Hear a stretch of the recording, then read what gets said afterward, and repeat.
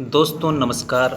जय हिंद, वंदे मातरम। आप सभी कक्षा 12वीं वाले स्टूडेंट्स के लिए हम लेकर आ चुके हैं आप लोगों का जो 18 तारीख का पहला पेपर है अर्थशास्त्र विषय के लिए ऐसे क्वेश्चन हम आपको बताएंगे प्यारे साथियों, जो कि आपकी एग्ज़ाम के लिए बहुत ही ज़्यादा बेस्ट साबित होंगे। ये पूरा पेपर हल सहित आप लोगों को मैं बताऊंगा। तो देख सकते हो आप सभी स्टूडेंट्स हमारे YouTube चैनल को सब्सक्राइब कर लेंगे और हमारा जो मेंस एजुकेशन ऐप है इस एप्लीकेशन को भी आप डाउनलोड कर लेना।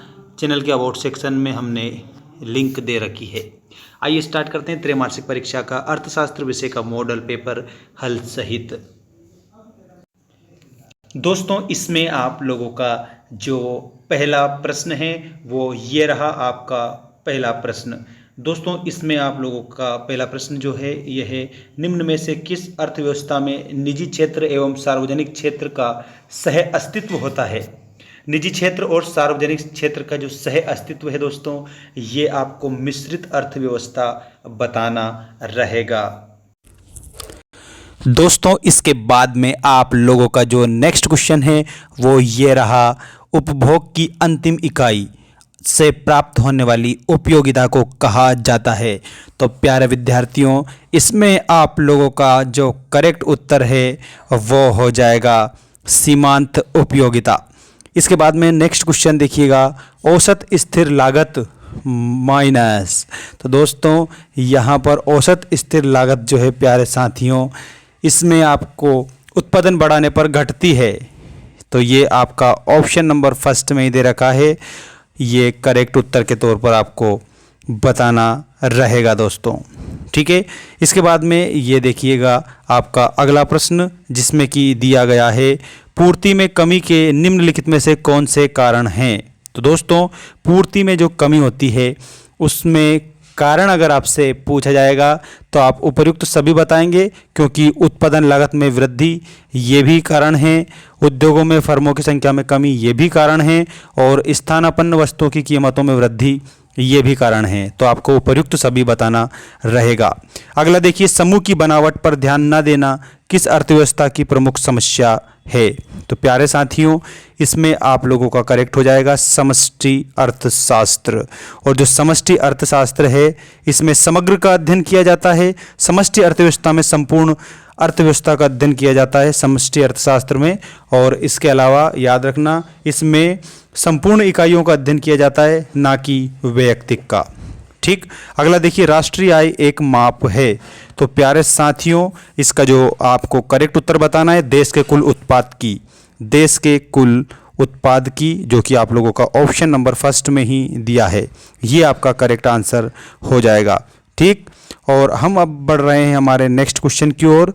आप सभी स्टूडेंट्स को एक बात मैं बता देता हूं, हमारा मेंस एजुकेशन ऐप जो है वो चैनल के अबाउट सेक्शन में हमने उसकी लिंक ऊपर ही ऊपर दे रखी है दोस्तों। आप चैनल के अबाउट सेक्शन में जाकर और डायरेक्ट ऐप डाउनलोड कर सकते हैं, या फिर आप गूगल प्ले स्टोर पर मेंस एजुकेशन लिखेंगे तो वहाँ पर भी हमारा ऐप आपको उपलब्ध हमने करा दिया है। और कक्षा 12वीं आर्ट्स सब्जेक्ट का जो कोर्स है हमने मात्र 499 रुपये में अपलोड कर रखा है, जिसमें सभी टेस्ट पेपर्स और मॉडल क्वेश्चन पेपर सब हम अपलोड करेंगे उसमें। तो जाइए जल्दी से आप परचेस कर लीजिएगा, क्योंकि इसके बाद में ये कोर्स आप लोगों का 1999 में होगा, ये भी आपको मैं बता दूं। त्रैमासिक परीक्षा तक ही ये ऑफर आप लोगों के लिए मैंने लगा रखा है।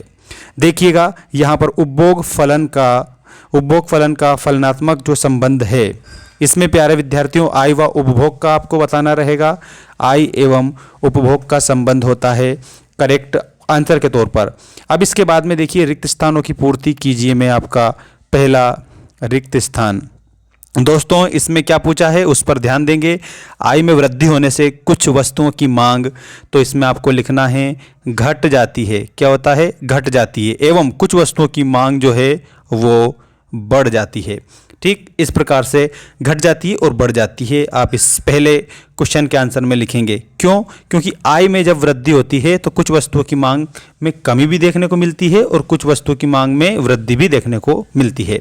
अगला क्वेश्चन देखिए, यदि निकट प्रतिस्थापन वस्तु आसानी से उपलब्ध नहीं होती तो उस वस्तु की मांग उस वस्तु की जो मांग है वो बेलोचदार होगी। तो आप लोगों को सेकंड वाला जो है ना, इसका करेक्ट उत्तर लिखना है बेलोचदार। ठीक है, ये आपका करेक्ट इसमें हो जाएगा। और इसके बाद में ये रहा थर्ड क्वेश्चन, औसत लागत तथा सीमांत लागत दोनों ही लागत से ज्ञात की जाती है। तो औसत लागत और सीमांत लागत जो है ये कुल लागत से ज्ञात की जाती है। तो आपको कुल लागत उत्तर के रूप में बताना रहेगा। ठीक, अगला देखिए, पूर्ण प्रतियोगिता एक स्थिति होती है। तो प्यारे विद्यार्थियों, मैंने कई बार आपको बताया है कि जो आपकी जो पूर्ण प्रतियोगिता है ये काल्पनिक स्थिति होती है। काल्पनिक स्थिति आपको उत्तर में याद रखना है, पूर्ण प्रतियोगिता काल्पनिक स्थिति होती है। अगला प्रश्न है, अर्थव्यवस्था की वह दशा है जिसमें मुद्रा का मूल्य घटता है तथा वस्तुओं का मूल्य बढ़ जाता है। तो दोस्तों, इसको क्या बोला जाता है? इसको मुद्रास्फीति बोला जाता है। आप याद रखेंगे, क्योंकि मुद्रास्फीति में क्या होता है, ये वह दशा होती है जिसमें मुद्रा का मूल्य तो घट जाता है और वस्तुओं का मूल्य बढ़ जाता है। प्रभावी मांग का विचार किसने प्रस्तुत किया?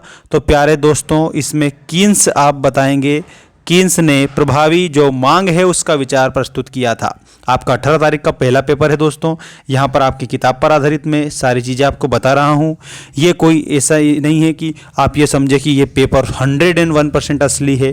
दोस्तों, ये सिर्फ आपकी किताब पर आधारित है। इसमें से बहुत सारे क्वेश्चन बन सकते हैं, ये भी आप लोगों को मैं बता देता हूँ।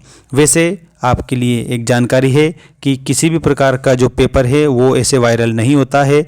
आप लोगों को अपनी मेहनत पर ध्यान रखना है, हम तो आपको सिर्फ रिवीजन करवाते हैं। ठीक है, देखिए सही जोड़ी बनाई है। मैं पहला प्रश्न, तटस्थता वक्र। तो इसके आगे आपको लिखना है एक दूसरे को नहीं काटते हैं। ठीक, इसके बाद में मूल्य एवं मांग में। तो दोस्तों, मूल्य और मांग में विपरीत संबंध होता है। सामान्य मूल्य बराबर होता है, तो जो सामान्य मूल्य है ना वो औसत लागत के बराबर होता है।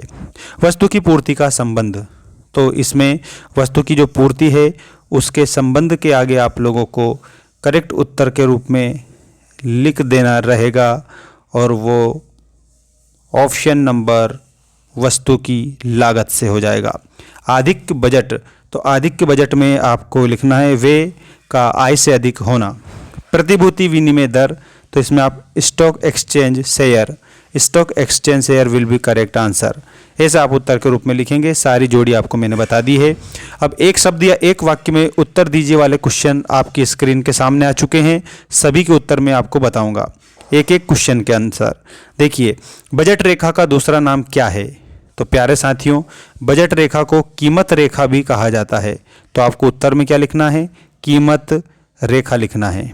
ठीक, उत्पादन फलन कितने प्रकार के होते हैं? तो प्यारे साथियों, जो उत्पादन फलन है ये मुख्य रूप से 2 प्रकार के होते हैं। इसके बाद में कौन सी आय अधिक विकास अर्थात आर्थिक विकास की सूचक होती है? तो जो राष्ट्रीय आय है वो आर्थिक विकास का सूचक होती है। ठीक है, राष्ट्रीय आय आप इसमें लिखेंगे। अगला क्वेश्चन है, राष्ट्रीय आय का अध्ययन किस अर्थशास्त्र में किया जाता है? तो मैंने बताया था समस्त अर्थशास्त्र अर्थात समष्टि का मतलब समग्र का अध्ययन किया जाता है, ऐसा भी आप याद रखेंगे। ठीक है, और नेक्स्ट क्वेश्चन है, पूंजी की सीमांत दर किसके बराबर होती है? तो इसमें प्रतिफल की प्रत्याशित दर के बराबर होती है। प्रतिशत, ठीक है, प्रतिशत की प्रत्याशित ऐसे लिखना, प्रत्याशित दर के बराबर, ठीक है, प्रतिशत की प्रत्याशित दर के बराबर होती है, ऐसा आप लोगों को लिखना है। पूर्ण रोजगार हेतु किस वृद्धि की आवश्यकता है? किस में वृद्धि करेंगे? तो प्रभावपूर्ण मांग में वृद्धि करेंगे। प्रभावपूर्ण मांग, ठीक है, और प्रभावपूर्ण मांग में जब हम वृद्धि करेंगे तो पूर्ण रोजगार की जो वृद्धि है ऐसा इसमें हो जाएगा। ठीक है, और अब मैं आपको ट्रू फॉल्स बता रहा हूँ। सत्य असत्य लिखिए वाले क्वेश्चन आपकी स्क्रीन के सामने आ चुके हैं दोस्तों, ये देखिएगा। एडम स्मिथ को आधुनिक अर्थशास्त्र का जनक कहा जाता है, ये सही है। मांग वक्र को औसत आगम वक्र भी कहते हैं, ये भी आपका सही है। स्टॉक परिवर्तन का एक प्रवाह है, ये भी आपका सही है। 1 - MPC = MPS होता है, तो ये भी आप लोगों का सही होगा। जिस अनुपात में आय बढ़ती है उसी अनुपात में उपभोक्ता व्यय नहीं बढ़ता है, ये भी आपका सही है। भुगतान क्षेत्र का पूंजी खाता हमें ऋणों एवं दावों के बारे में बताता है। दोस्तों बिल्कुल सही। बैंकिंग चालू खाते की मद है, तो ये भी आपका सही हो जाएगा।